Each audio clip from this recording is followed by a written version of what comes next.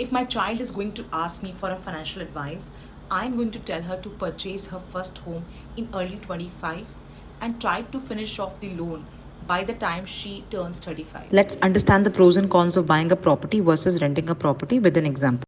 Two friends, Neeta and Tina, currently living in a rented house paying a rent of 15,000 per month. Neeta decided to buy a similar house. Market value of the property is 50 lakhs. She's taking a loan of 40 lakhs at an interest rate of 8.6% per annum for 20 years. The EMI would be around 35,000.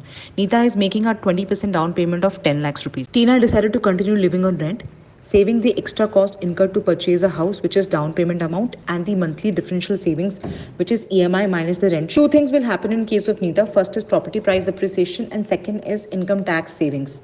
In case of Tina, she has decided to invest the down payment amount in an index fund for next 20 years at an average return of 12% per annum, and she has also decided to continue the monthly SIP of differential amount of 20,000, which is EMI minus rent, 35,000 minus 15,000, in a large cap mutual fund at an average return of 14%. At the end of 20 years, Neeta is going to have a property value 3.36 crore and an income tax saving of 9.5 lakh. Whereas in case of Tina, she is going to build a corpus of 2.26 crores. So you can see the difference in how wealth created by Neeta and Tina over a period of time. For a common man, the wisest decision to buy a house as early as possible. There are 4 reasons why one must buy a first house and stop living on rent.